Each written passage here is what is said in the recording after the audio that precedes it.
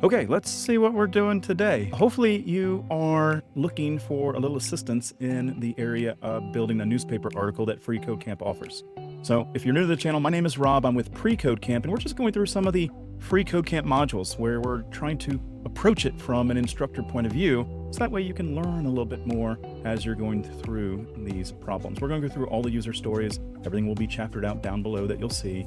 And the one thing that you can do here for us is hit the like button, because that really helps that YouTube algorithm out. It lets other people know that this is a great video. So if you could do that for us, that would be very much appreciated. So with that being said, let's go see what we're going to make, and then we're going to tweak things up just a little bit with this one. So let's dive into it. All right, so this is where we are going to be building this right here, this little example project that we see here. And they basically created a really short little newspaper article type of thing. And what it's really wanting us to focus on is utilizing the fonts and changing what the root of the document is like, and then changing the fonts based upon what kind of classes there are. Because I was looking through some of the user stories, and that's what we're going to be going over. We have some indentations. We have the first letter of each paragraph being targeted here. So again, we're going to be diving into a few things that you may not have seen before. I know we just got done doing the nutrition label, which was right before this one, and it went into a few of these things that they are wanting you to do. So I'm going to go ahead and click the Start Coding button, and we're going to take a look at some of these user stories. Now, the way that I go through this, if this is your first time watching, is I'm just going to code things out based upon user stories, and then I may break away from the user story to do a little bit more styling, because they give us almost free range. As a matter of fact, it tells you up here, hey, fulfill all these user stories. Don't copy the example project, make it your own. We're going to make it our own with a little bit of tweaks, but I do want to make sure that we're getting the gist of going through this. I've noticed with some students that are going through this, or they ask for help in the forums, that they aren't doing any of the styling that goes along with it. And so that really hurts you as a learner. I would definitely suggest you trying to style it. And if anything, just use their example project as a guide and what you are looking for when it comes to the styling. So anyways, it should be fun. Let's go ahead and go through it. Everything will be chaptered out down below based upon the user story. And then at the very end, we will test out some of the items, and hopefully they all will pass. I'm going through this my very first time, so you may see me complete everything and not get some of these tests, which is fine, but we will take a look at the error message that we get and figure out why it's not working. Okay, let's go ahead and get started. All right, so if you've been watching some of these videos before, one of the things that I'm always telling you guys to do is to link your style sheet.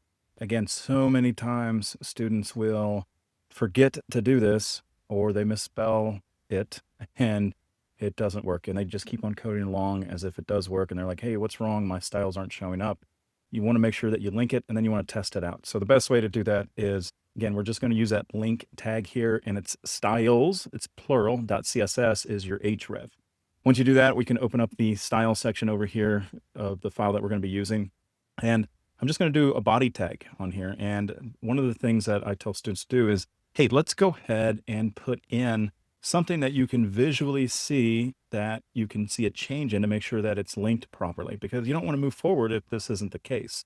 So I'm going to do the background color is usually the best one to go with. So background color, and I'm going to set that to tan. Okay. And we can see that we now get a color showing up on our HTML preview page. And now we know that it's linked, and we can go ahead and proceed with some of these user stories that they're wanting us to accomplish. So now we're going to be ready for user story number 1. Okay, so user story number 1, it tells us that we should set the font size of our document here to the size of 24 pixels. So this is going to change it for the entire document for it to reference. It's going to start off with 24 pixels instead of the natural, I believe it's 14 or 6 pixels is what it naturally goes to. For this, we're going to do font size, and we're going to change that to 24 pixels. And that should complete user story number 1. We're not going to see anything take effect for it until we start adding text on there, but that should satisfy that one right there. For user story number 2, in building a newspaper article for freeCodeCamp, it tells us that we would like to have an element and give it the class name of newspaper, and this is going to contain all of the other elements. And so we're going to reference back to those semantic tags that we use. And again, we can use a div, but we want to use good practice, right? And that's going to be something like main. So we're going to do a main, open and close. I'm not going to worry about the class name in here quite yet, because again, as learners, as students, a lot of times we end up forgetting that closing tag on there. And so it's just really good practice to finish out your thought with the tag, and then we can go in here and add the class and add any kind of text that we would like to have in there. So we'll do a class. We're going to set that equal to newspaper, and that should satisfy the user story number 2. User story number 3 for building a newspaper article has us next moving on to the styling for the newspaper class that we just got done adding. And it tells us that the font size needs to be 16 pixels. So let's go ahead and do that. We're going to target the main class on here with the period followed by newspaper. Now we could have simply targeted it with the semantic tag that we used with main, but it is specifically looking for newspaper when we are going to be conducting these tests. So the font size, let's go ahead and set that to the 16 pixels that it was wanting. Next on here, it says that the font needs to be Open Sans with the fallback of sans serif. So let's go ahead and do that. So we're going to do font family, and we're going to set that to Open Sans. And notice I put those little tick marks on there, right? And those tick marks just indicate because there's a space in there, we need to put those in there. And then it's going to be sans serif. Okay, perfect. Now we're going to come back to this newspaper styling here a little later, because we want to add some text and some fonts and some other things to this later as far as what do we want to put in here. So that way we can actually see it change and we can add some properties to make it look a lot better. But that should satisfy user story number 3. All right, so it says in here within the newspaper element that you should have at least 7 more elements. One needs to be the newspaper name. We also need to have a date, a headline, a subheadline, an author, and so on. So let's go ahead and complete some of these. So the very first one that I'm going to work on here is the name, okay? And so for that, I'm going to go ahead and do an H1 tag here. And again, I'm just going to close it off. I'm not going to put anything in it until I am fully ready for this. And then over on the H1, we want to give it a class. We want to set that equal to name. And I'm going to just get the skeleton of this first, and then we're going to put in the text on the inside. And that way it doesn't clutter things up while we get things ready. The next thing on here, we're going to do the date. And so let me go ahead and do that here. So let's make this one a paragraph tag, and it's going to have the class of date. Next on here, let's go ahead and do the headline. Again, that's going to be, we'll do an H2 for that one. All right, perfect. We got the H2 in there. Next, let's do an H3 with the subheadline. And so I'm really just going down the list here of what classes do I need. So the next one is going to be the author. Let's go ahead and make that one a paragraph tag. So the class is going to be author. Next on here, it says that we need to have a total of 6 things, and we should have a class for text. And we'll make sure that we have probably 2 of these to complete the set here. So I'll do a paragraph each with the class name of text. And I'm just going to copy and paste this one because I think that's all I need. I'm going to go ahead and do a real quick check to make sure that we have at least 6 items in here, I believe is what they were wanting, or 7 items is what they were wanting. So let me take a look at that. All right, so we have exactly 7 in here. And now it's time to fill in the information with the stuff that we would like to have for our paper. So let me go ahead and do the following. For the newspaper name here, I'm just calling it the Daily Camper.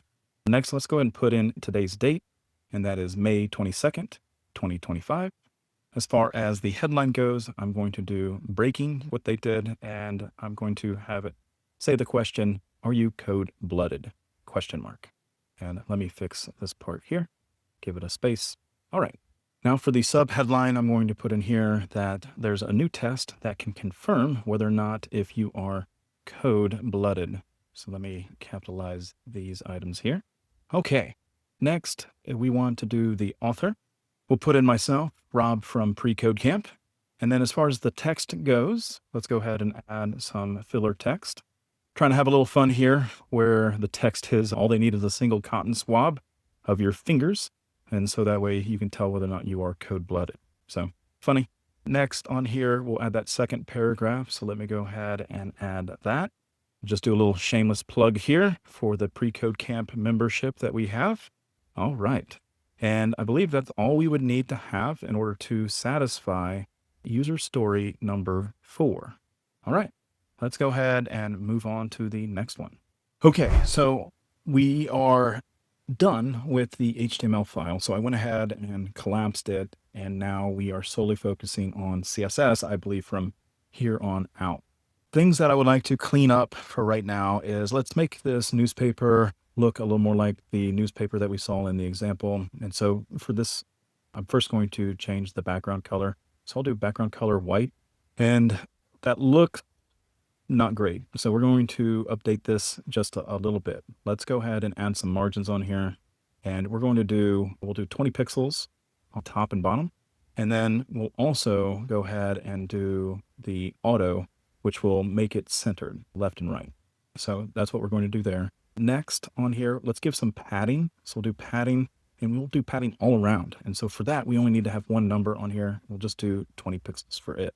So already looking a lot better. Let's go ahead and give this a max width here of about 800 pixels. So we'll do max width, 800 pixels. All right, perfect. So I believe that should help us with the newspaper. So they also added a box shadow on here as well. And so in order for us to do this, let's go ahead and do the following. We're going to add a box shadow here. We're going to not utilize the X offset or Y offset. And then the 10 pixels that you see there, that's going to be the blur. And then the spread, we're going to set that to 0 pixels. And then we're just going to use this soft gray with a transparency, which is why we use the RGBA for the alpha channel. And we're going to set that to 50% there. So that will create that nice little uplifting, looks like it's coming out of the page type of thing. Okay.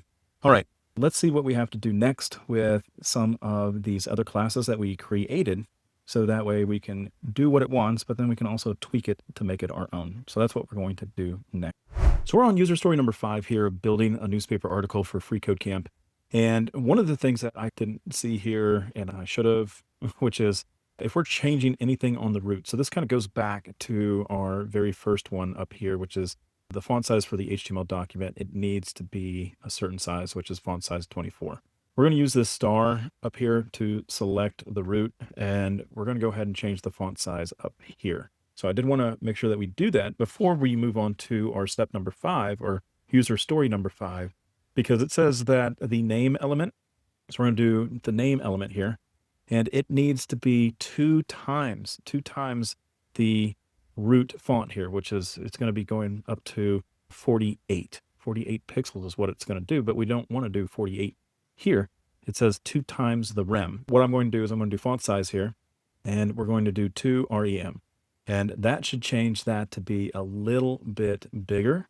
So that way we're utilizing the root font here and making all decisions based off it, because if I change this here to 14, you'll see that it changes also.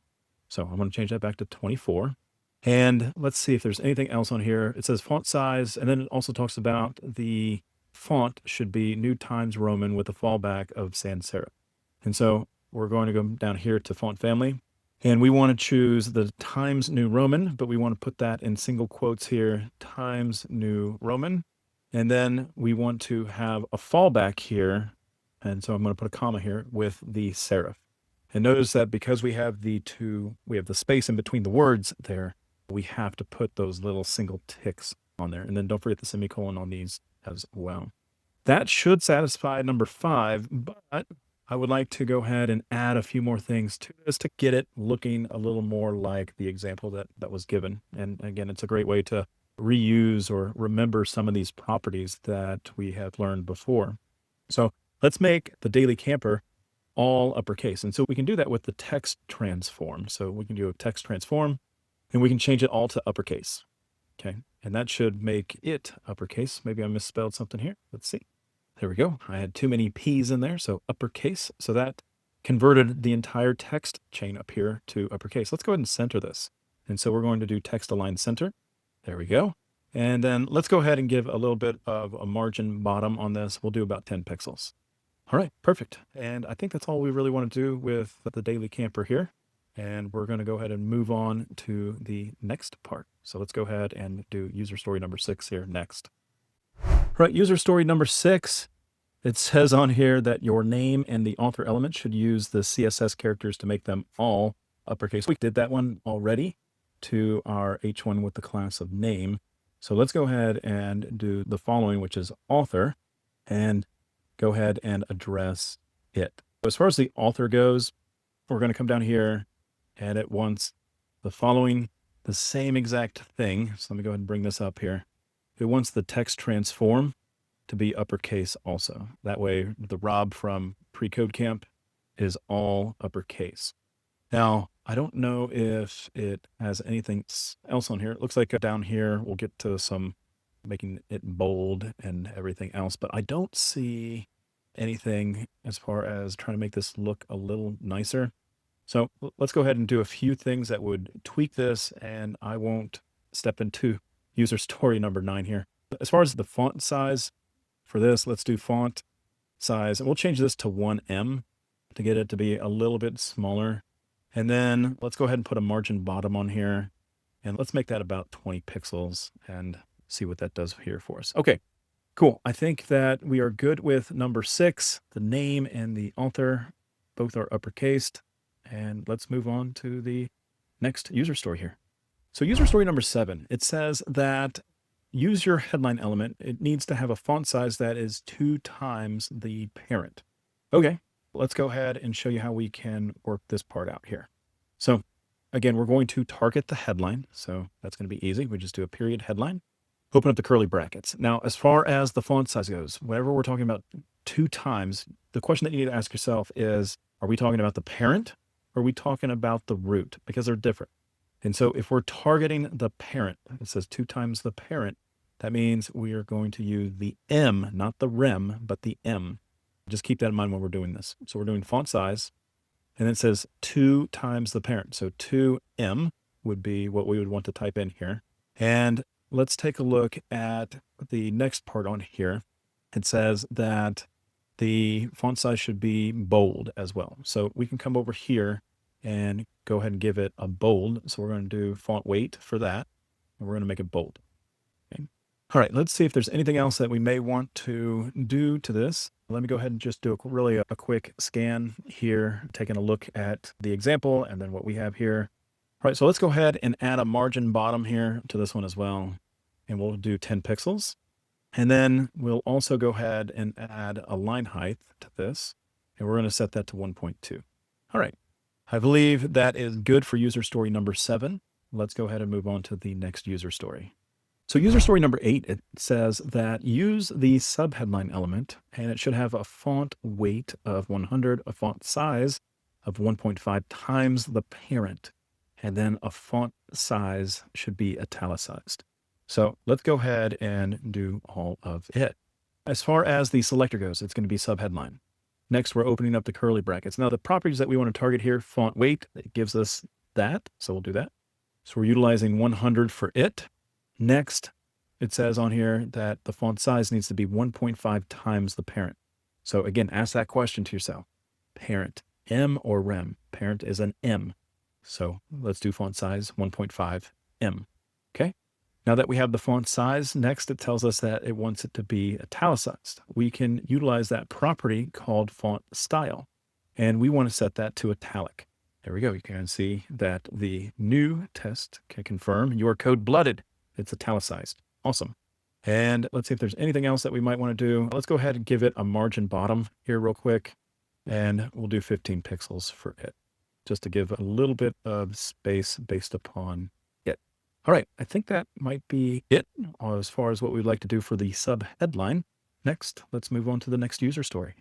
So user story number 9, it tells us, and again, I don't know why it didn't address this earlier when we were on the author, but it wants us to make it bold. All we have to do is make it bold right here. We've done it before with the font weight, so I'm just going to grab it and paste it here, and we should see the Rob from freeCodeCamp is now bold. All right. That is user story number 9. So user story number 10 in freeCodeCamp's build a newspaper article, it tells us that the text should be indented. So we want to utilize our .text, and we want to make sure that we're utilizing the text indent, and we want to offset that by 20 pixels. So you can see that the A and the W here are indented by 20 pixels, but it doesn't have any effect whatsoever on the rest of the paragraph. So that should satisfy user story number 10. And we learned about that in the previous lesson with the nutrition label, if you guys remember that. All right, user story number 11 here, it has us target the text, and it wants the line height to be twice of the parent's font size. So the way to do that, again, we're utilizing the parent, so that is going to be an M, EM for that. So we're going to come down here, we're going to do line height, and we're going to do 2M. And it does put a lot of spacing in there for the line height for sure.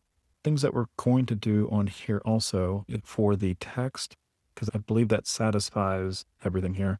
Let's go ahead and change the font size, and I'm going to change that to 1M.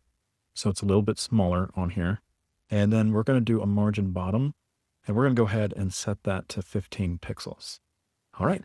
I believe that looks good, and we'll move on to our last user story here. All right, so looking at user story number 12 of building a newspaper article for freeCodeCamp, it tells us that we want to utilize that pseudo class on here of just targeting that first letter. So we can come here and we can go ahead and do text, and it's going to be the double colon, and then it's going to be first letter. And then what does it want us to change on here? It says the font size, and it wants it to be twice of the parent, so 2M, okay? And then we can also go ahead and do the font weight while we're at it, and we can change that to bold. All right, there we go. I believe that should complete all these user stories. Let's go ahead and check, shall we? All right, so fingers crossed here. Let's go ahead and run these tests. And I didn't get it right, and it looks like the HTML is the one that it was looking for, and everything else got a green check mark. So maybe it's just one of those specific things that it was looking for up here. So I'm going to come all the way up to the top where I had the star, and I'm going to change that to HTML. And hopefully that should fix it here. And while I'm looking at this really quick, one thing that I did want to maybe change here is on the date here. I don't think we targeted the date. I just want to text align that to be center as well, just for good measure. So I'm going to go ahead and do date. Again, it can go anywhere, and we're just going to do text align. And so now I'm going to go ahead and retest this, and hopefully we get the confetti. There we go. We did it. Yes. If you made it this far, thank you again for watching. Make sure that you like this video again. And if you had any problems whatsoever, I would love to hear about them in the comments down below. So make sure that you share those wins, share where you got stuck, because I'm sure it will help others also. So until next time, we'll see you in the next video. Take care. Bye.